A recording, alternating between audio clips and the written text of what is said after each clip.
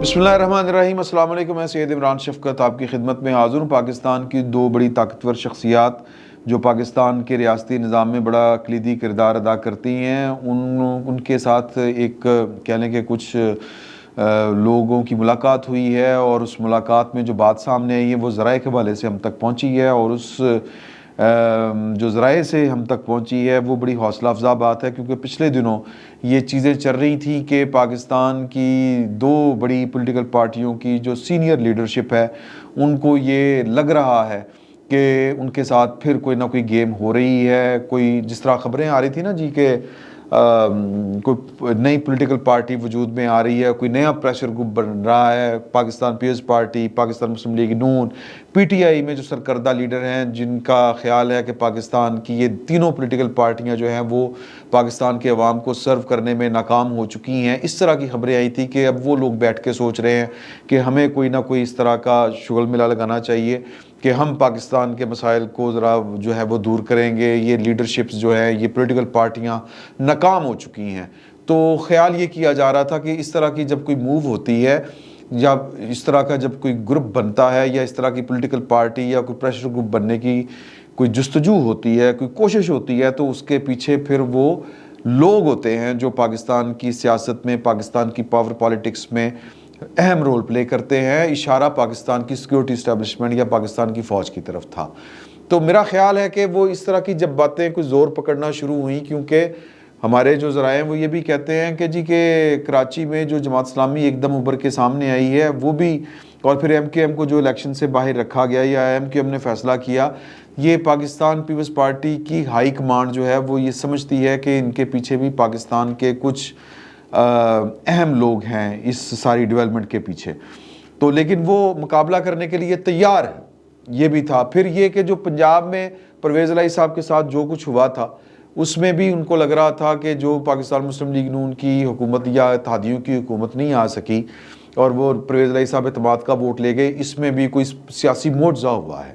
تو وہ ہوا یا نہیں ہوا، لیکن اینڈ رزلٹ یہ نہیں کر رہا ہے کہ کم از کم پنجاب میں تو اس کا نقصان ہوا ہے پاکستان تحریک انصاف کو، عمران خان صاحب کو، کیونکہ وہ آپ کے سامنے ہے جو بھی صورتحال ہے کہ عمران خان صاحب کہتے ہیں کہ میرا بدترین مخالف جو ہے وہ الیکشن کمیشن نے چیف منسٹر لگا دیا، یہ ان کا خیال ہے، یہ ان کا کلیم ہے۔ تو اس طرح کی گفتگو جاری ہے۔ تو ان سارے واقعات کو مد نظر رکھتے ہوئے پاکستان کے اندر ایک فضا بن رہی تھی، ماحول بن رہا تھا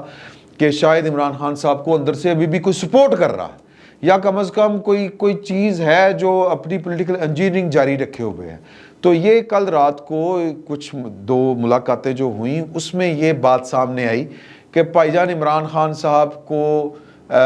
جو ہے وہ سسٹم برداشت نہیں کر سکتا، کیونکہ عمران خان صاحب نے پاکستان کا بیڑا غرق کرنے کے لیے کوئی کسر نہیں اٹھا رکھی۔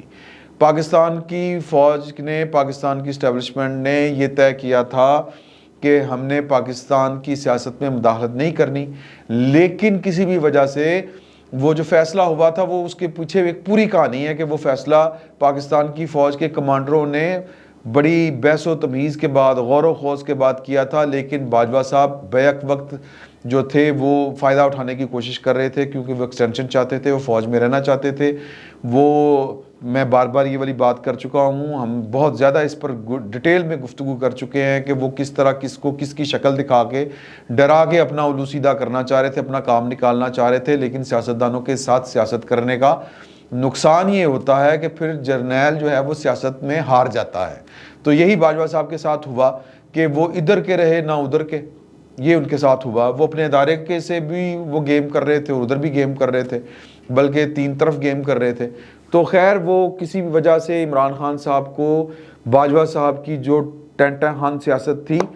وہ، یا جو تگڑ لگانا چاہ رہے تھے، وہ ان کو سپورٹ کر رہی تھی، فائدہ دے رہی تھی۔ تو وہ اب چونکہ سسٹم میں اب کوئی اس طرح کی شخصیت موجود نہیں ہے جس کا کوئی اس طرح کا کوئی پولیٹیکل ایجنڈا ہو، جس کا اس طرح کا کوئی ذاتی مفاد کا کوئی ایجنڈا ہو، تو اس لیے اب چیزیں میرٹ کے اوپر چلیں گی، سیاست میں مداخلت نہیں ہوگی،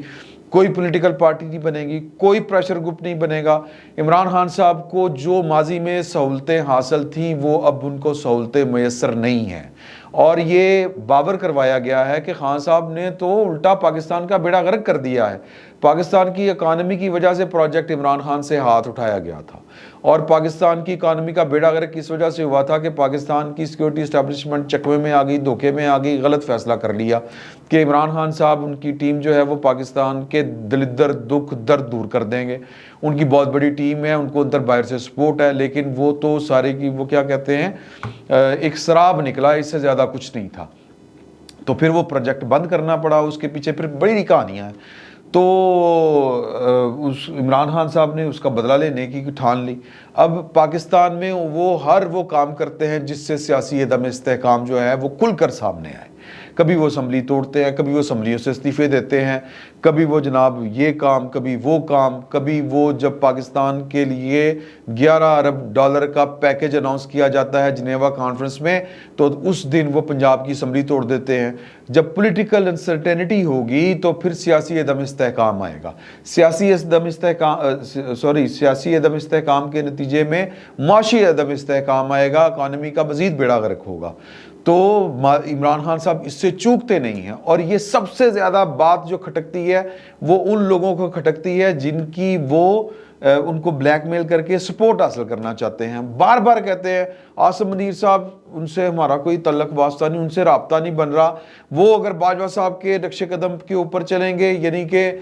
اگر اے پولیٹیکل ہو جائیں گے، یا پاکستان کی فوج جو ہے وہ اے پولیٹیکل رہے گی، نیوٹرل رہے گی، تو پھر نیوٹرل تو جانور ہوتا ہے، وہ جو کہا کرتے تھے میرے ساتھ آ کے نہیں ملیں گے تو کام گڑبڑ ہو جائے گا۔ عمران خان صاحب پاکستان کی فوج کو اپنے ساتھ ملانے کے لیے اس کی معاشی شہرہ کے اوپر پاؤں رکھنے سے گریز نہیں کرتے۔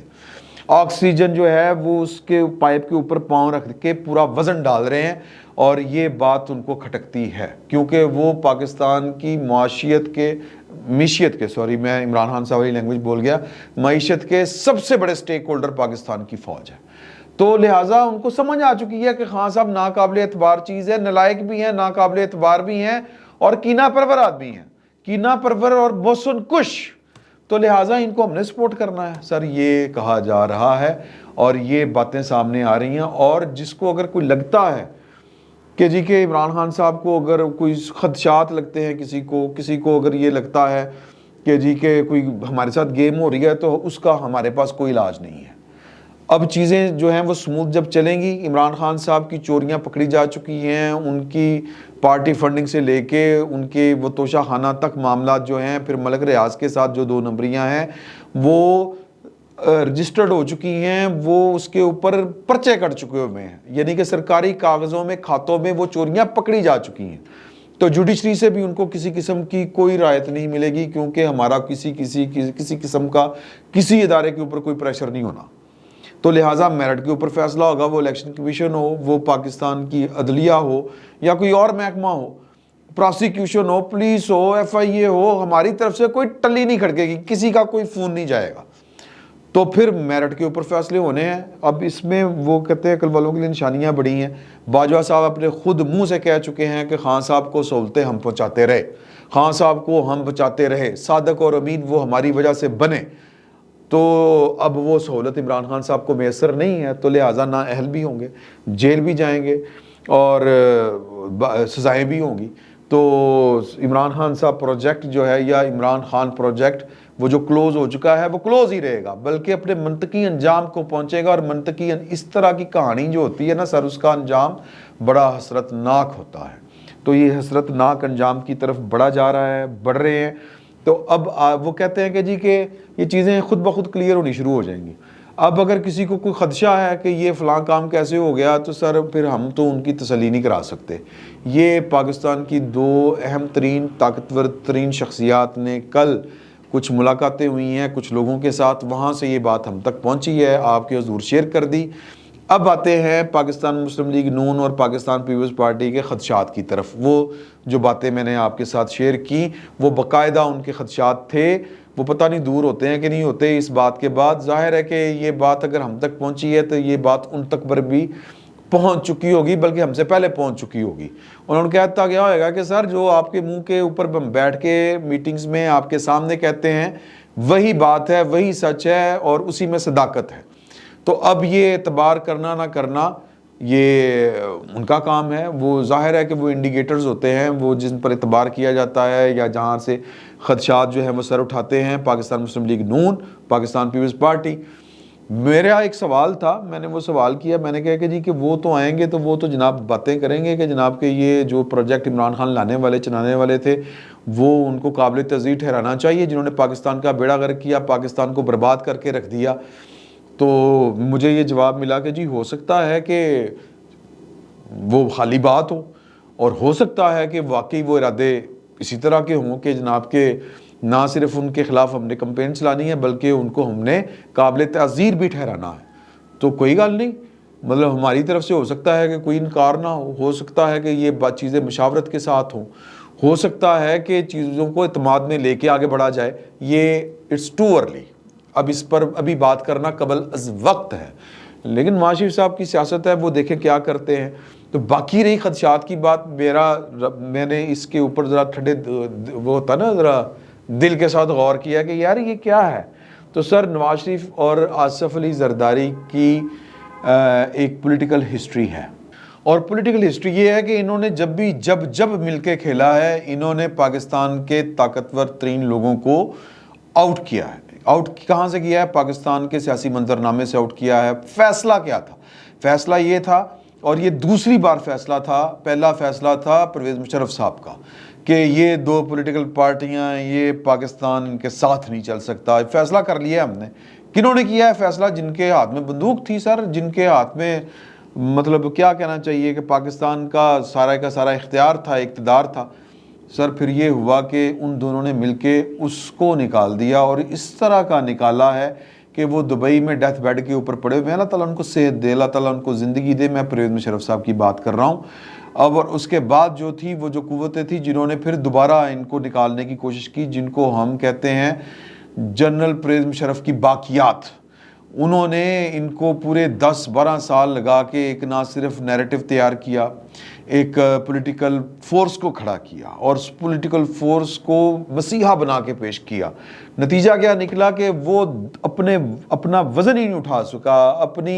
اپنی نالائکی کی وجہ سے وہ پورے کا پورا جو پروجیکٹ عمران خان تھا وہ دھڑام سے گر پڑا، اور یہ دو پولیٹیکل پارٹیاں پھر اندر ان ہو گئی ہیں۔ اور اب مجھے یہ لگتا ہے کہ وہ اس سسٹم میں موجود لوگوں کو بھی ذرا تھوڑا سا انگیج کر کے رکھیں گی، ان کو تھوڑا سا ڈیفینسو پوزیشن کے اوپر رکھیں گی کہ کہیں دوبارہ سے کوئی پاکستان کے اندر وہ سیاسی معاملات میں مداخلت جو ہے وہ شروع نہ کر دی جائے۔ جو فیصلہ کیا تھا پاکستان کی فوج نے بہت سوچ سمجھ کے کیا تھا، حفظ ما تقدم کے طور پر، کہ اس فیصلے سے کوئی انحراف نہ ہو جائے کسی وجہ سے، تو لہٰذا تھوڑا سا ڈیفینسو پوزیشن کے اوپر رکھا جائے۔ یہ میری اسیسمنٹ ہے، یہ میرا خیال ہے کہ وہ جو اس طرح کی باتیں 2-4 دن سے مسلسل بلکہ پچھلے ہفتے سے ہو رہی ہیں کہ جی کہ نہیں وہ کچھ گڑبڑ ہے، خصوصاً جب یہ پنجاب والا کام ہوا، پھر جب کراچی کے انتخابات والا معاملہ ہوا، تب سے اس خدشات کا اظہار کیا جا رہا ہے، تو وہ ذرا تھوڑا سا پیرا دے کے رکھیں گے۔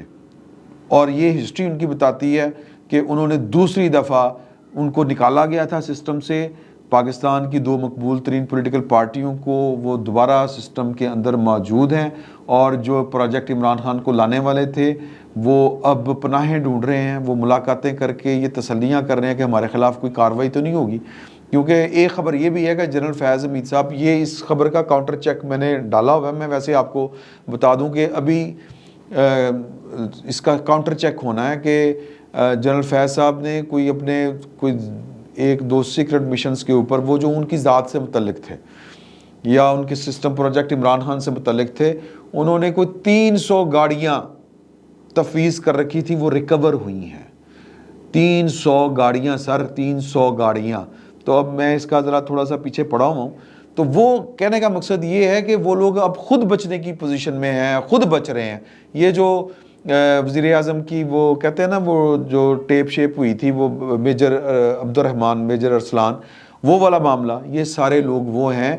جو سسٹم میں کے اوپر چڑھ کے بیٹھے ہوئے تھے،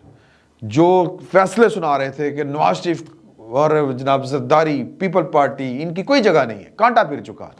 سر اب وہ خود پناہیں ڈھونڈ رہے ہیں، اور وہ پناہ مانگ رہے ہیں کہ، اور پھر وہ چاپلوسیاں کر رہے ہیں اپنے ہی لوگوں کی کہ ہمارے خلاف کوئی کارروائی نہ ہو، ہمارے خلاف کوئی کارروائی نہ ہو، ہم پہ ذرا مہربانی کر کے رکھیں۔ تو کوئی بڑی بات نہیں ہے کہ ان کے خلاف بھی کارروائی ہو جائے۔ تو میں جو نقطہ میں بیان کرنا چاہ رہا تھا وہ یہ تھا کہ سر یہ لیفٹ رائٹ کا جو کمبینیشن ہے زرداری اور نواز شریف کا، یہ جب مل کے کھیلتے ہیں تو یہ بہت بہت بڑے جری طاقتور لوگوں کو آؤٹ کلاس کر دیتے ہیں، اور انہوں نے یہ دوسری دفعہ کیا ہے۔ تو امید ہے کہ پروجیکٹ عمران خان کو لانے والے، پروجیکٹ عمران خان کو چلانے والے، اور خود عمران خان جن کے بارے میں نواز شریف صاحب ذرا کھل کے اظہار کر رہے ہیں، وہ سارے کے سارے قابل تعزیر بھی ٹھہرائے جائیں گے۔ ان قریب وہ ہمیں جیلوں میں بھی نظر آئیں گے، اور سسٹم کی پوری اس میں مشاورت کہہ لیں یا اسسٹنٹ کہہ لیں، اسسٹنس کہہ لیں، یا کہہ لیں کہ ایک اعتماد میں لے کے سارے کام ہوں گے۔ فی الوقت اتنا ہی، بہت بہت شکریہ آپ کا۔